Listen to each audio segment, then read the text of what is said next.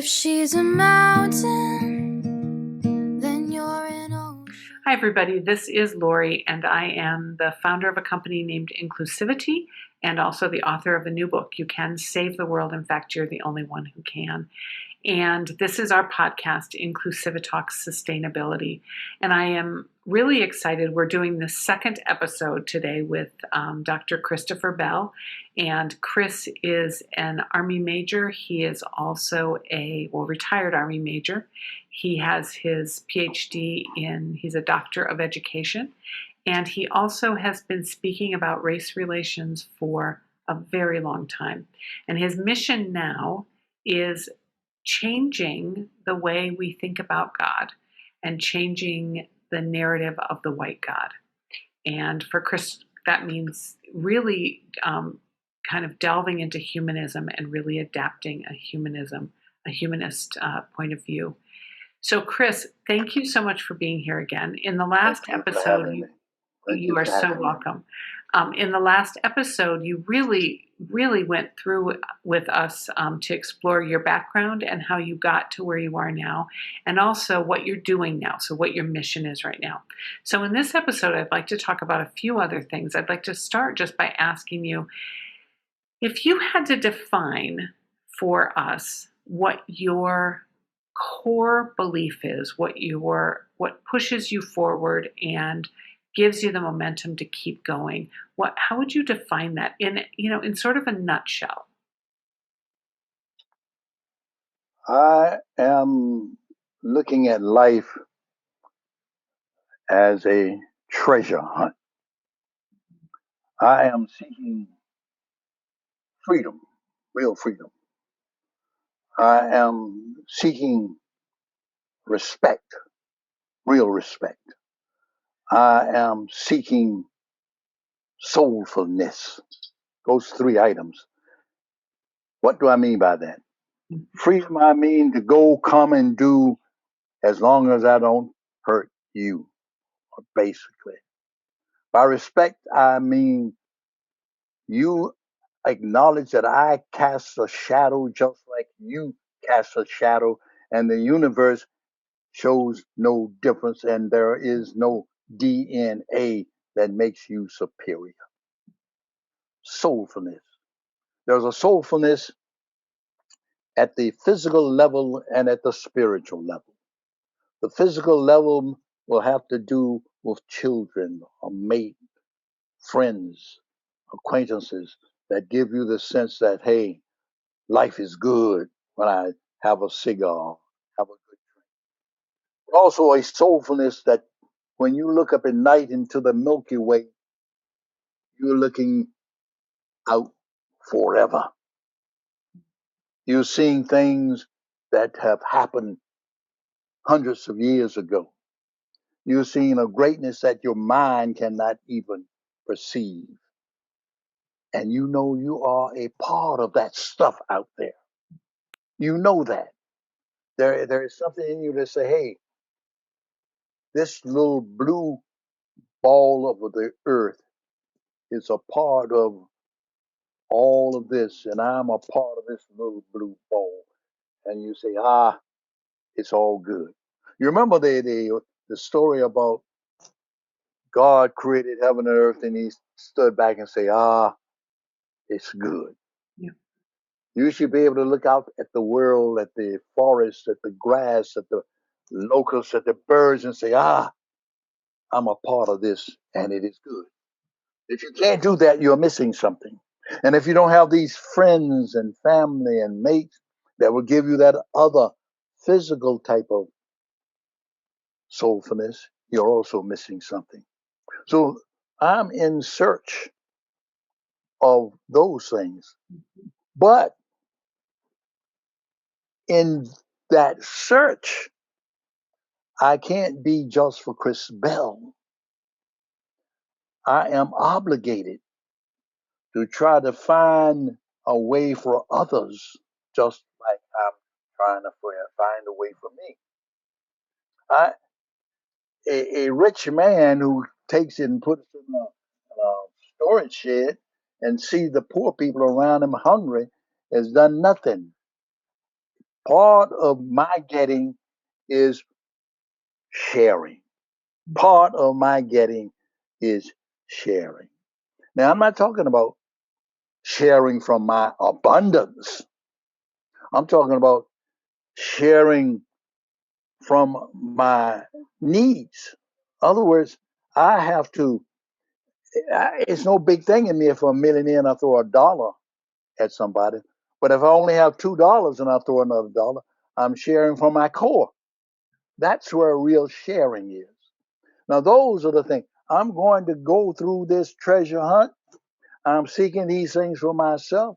And along the way, I'm going to share. Hopefully, other people will do the same, those with whom I share. Chris, I wanted to comment on a couple things you said. And in fact, I've been writing notes to myself because I didn't want to forget a couple things.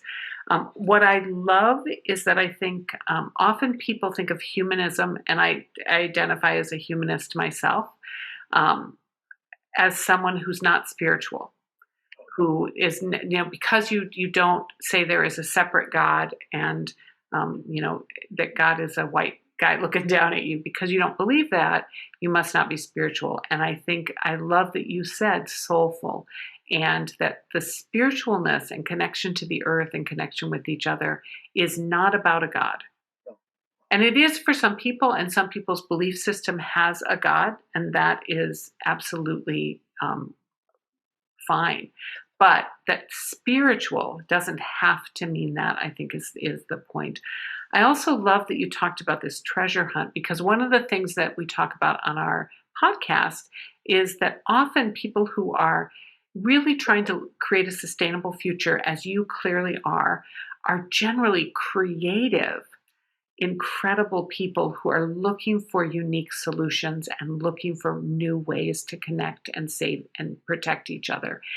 And that for me is that creativity piece. And saying that the world is a treasure hunt really speaks to me of that creativity, that you are looking for these beautiful connections and you are searching for this truth. And that is an amazing creativity that you offer to us. And it actually brings me to another question I wanted to ask you, which is, you are not only a speaker and an educator and an educated human trying to share what you know. You're also not just a writer of this factual book, of this guide, but also you've written at least, I think, one novel that I know of, and then you said you're writing another novel and a book of poetry. And I would love to hear about a little bit about your writing. The writings, the book of poetry I wrote, I guess, 20 years ago, but it's what I call stale. The world has turned many times since then. One of the things I do in that book of poetry is I speak a little. Let me just give you a little taste of that. If I got the book here, That would be wonderful. all right, hold on. Take your time. This is what I did about 20, 30 years ago. Yep. All right. Let me just read one poem to you. That's one of them. Let you know where my mind is. Sounds wonderful. All right. This poem is called Up Until Now. Up until now, well, do you sometimes find yourself complaining or just reminiscing that some good you're getting, some you are missing? Well, I reminisced a day or so ago and concluded that my life has been a turbulent flow up until now. Up until now, I've gotten by with just lukewarm living. Chris, for some reason your voice is going in and out. So I'd like you to start the poem over, and Matt, leave this part out too, and we'll just edit this part out. But I don't know what was happening, but I could only hear some of the words. So something with your mic. Okay. The title of the poem, can you hear me now? Yes. Title of the poem is Up Until Now. All right. And it begins as now.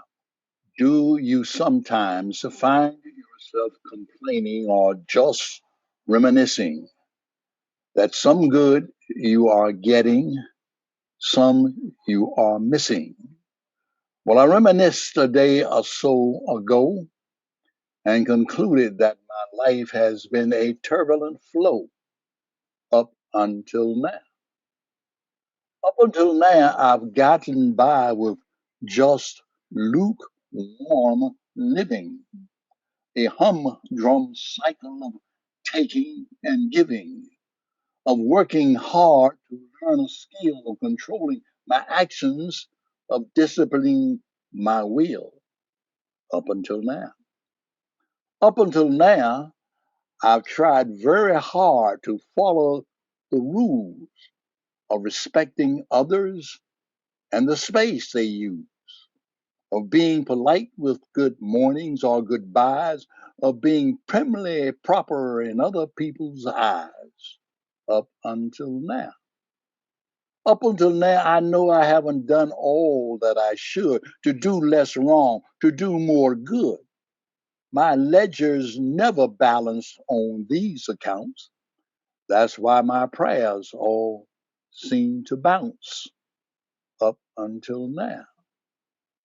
So now I must get off the safe fences and onto the scales and act with faith that right prevails, thus getting my feet flat on the ground. Oh, that takes courage I haven't found up until now. That's it. That's it. That was beautiful. Part of this has to do with my military experience and some of the things that I like. My favorite, though, if you allow me, Yeah. is Jason's Going Home. Okay. Bartender, pour me another whiskey. I just don't know what to say. The first sergeant just told me that Jason's going home today. Jason Jones, don't you know him? The jive man from Chicago, that big, black, beautiful dude. You've seen him around, I'm sure.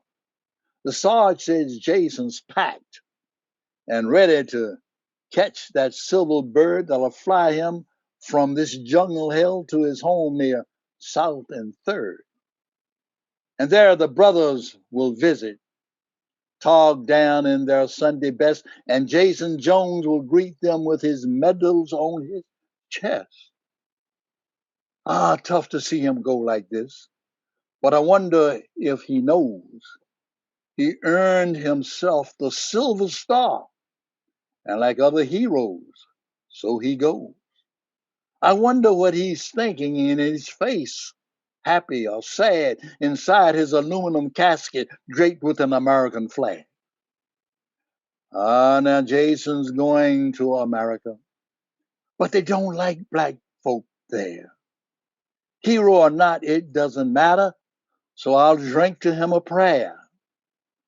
Lord, bend and stretch America, and until America atones and measures men by their deeds, let your heaven be Jason's home. It's a Really lovely. Thank you so much for you. sharing that with us, Chris.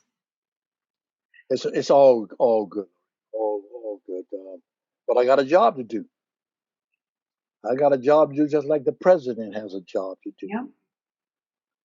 And that's how I look at it. I wake up every morning saying, how do I make inroads? The reason I went to the publicity deal, I'm known locally, but I think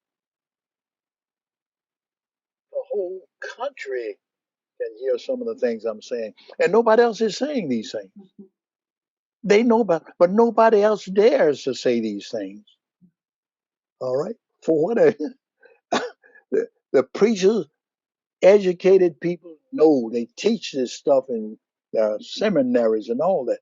They know that the Red Sea didn't part. Okay, they know that. They they know that the snake didn't walk in the garden. They know that with Adam and Eve. All right, but they still preach and push this stuff, and people eat it up because everybody has some hope. And if I beat you down enough, any amount of hope you'll grasp. Mm. Any amount of hope. So you wanted me to talk about some story. Yeah. The my granddaddy on my dad's side was blind, but he would always, after my mother died, he and I would talk Bible and other things like that. So he asked me one day, he said, Junie, he called me Junie for Junior, did Adam have a navel? I said, what, Grandpa? He said, did Adam have a navel? I said, he wouldn't need one. He said, I don't know. What do you think? Mm. I said, well, I don't think so. He said, if somebody asks you again, what would you tell them? I said, I don't think so. He said, now, did Adam have a first wife? I said, oh, no, didn't have a first wife.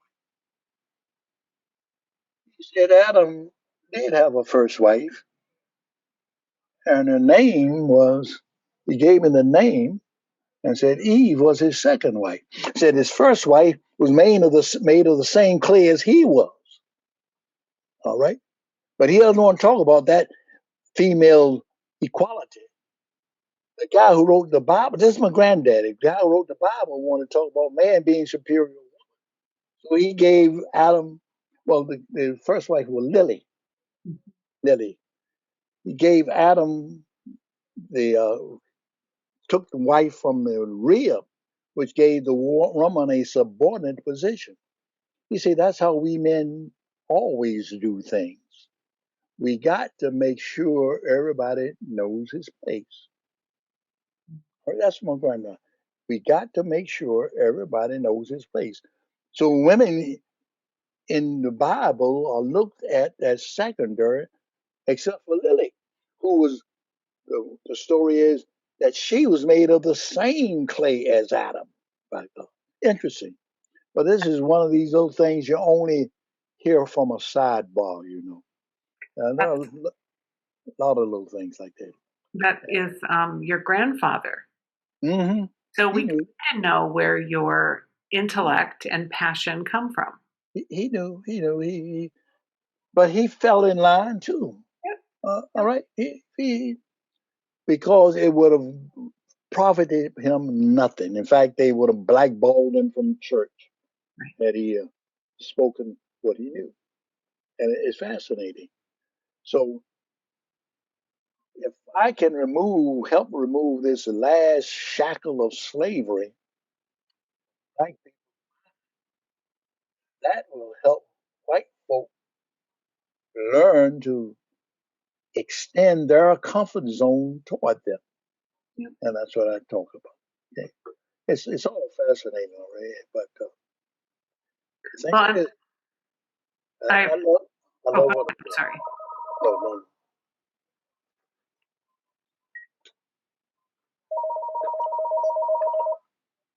Chris, I just appreciate you so much and appreciate what you're doing. And it must be clearly a passion, a work of passion. Yes. And as we say all the time, in order to create that sustainable future, we have to work on equity. We have to work on justice. You have to work on justice. You have to. We have to. You have to. The universe, there may not be any cosmic justice as such, but Men have the power to reason and think and see how we can best express ourselves and live peacefully. But some people are prone for power. They want power, give hell or high water. All right. And therein is the rub.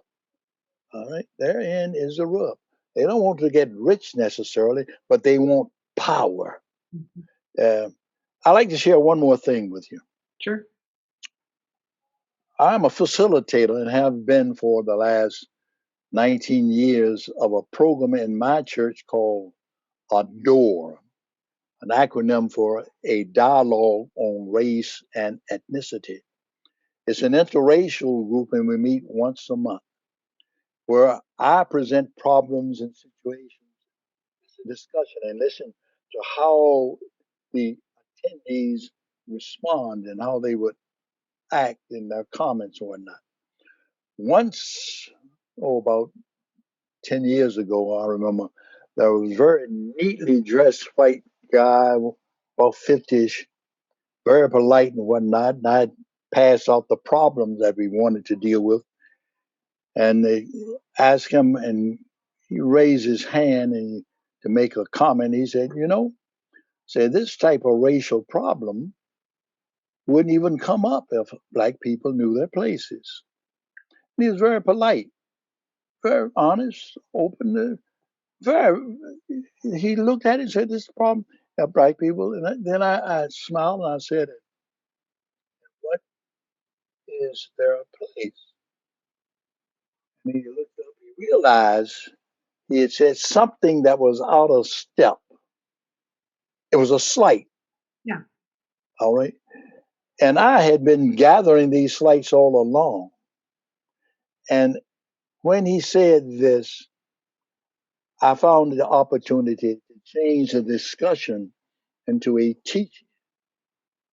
And we had a wonderful time. And he said, he told me, he said he appreciated what I had done because he didn't think anything of it. He didn't think twice. He saw the situation. The black guy was out of line because he didn't respect the authority of the white guy or something like that. It was interesting. And then to hurt my feelings, I watched a television program during Christmas time. And the hostess had the families of the broadcast company there decorating the trees and like that. And she pointed to one little black girl, said, "Hey, make her the angel. Give her the blonde wig." Purely innocent, like. Mm-hmm. But what they had done. Now, the black mother went away and got the blonde wig. Why did I think that? All right. Nobody mentioned it except me. All right. I've mentioned it to other people, but at that gathering, nobody took the hostess aside and said, you shouldn't do that. I shouldn't say that. But these are things that naturally come from a sense of superiority. And as I said, if I can get it in the black man's mind, and he's a problem, not the black female, it's the black male. Mm-hmm. He is the one that has been crushed in his maleness, pulled out of him and made to seem like a farm animal. The black female does pretty well, but the black male is the one I got. It's an interesting way the world goes because the black male had to be beaten and insulted so he could not sustain a family. So he would be dependent on the white master. And the black woman and the black kids saw that. So it's a black male who does not yet have this sense that, hey, I'm as good as anything the sun has ever shown him. It's interesting. And I sort of went into the military with that type of complex. I'm as good as any other lieutenant, any other captain, any other major, Mm-hmm. and perhaps even better. And that, of course, bruised some people, but I had to take my licks too, right? I'm certain. So, Chris, this has been a tremendous pleasure and quite an honor. I look forward to finding other ways we can work together in the Thank you. future. Thank you so much, Lauren. Thank you so much for having me. I'm just very grateful to you for being here. For anybody who's listening, this was Inclusiva Talks. You will find in the write-up that goes with this all the information about how to find Chris's book and how to find Christopher Bell and follow him. I would strongly encourage you to do so. And I'll send you my email and website and all that. I'll get that out today. So I will make sure that everyone has that. And Chris, let me know when you publish your book of poems, because I would love that. I would love to see that, and I would love to own a copy. The poems you read us were lovely. So everybody, please listen. I hope that you listened to this with an open heart, because what we heard is, Chris talking about just rewriting some narratives that are not serving any of us. Believing we're superior, believing we're inferior, neither of those serve any of us, because what we need to believe is that all of us matter and that all of us are important, and that together, Chris and me and all of you can create a world that is spectacular. Amen. Amen. Thank you, Lauren. Thank you so much.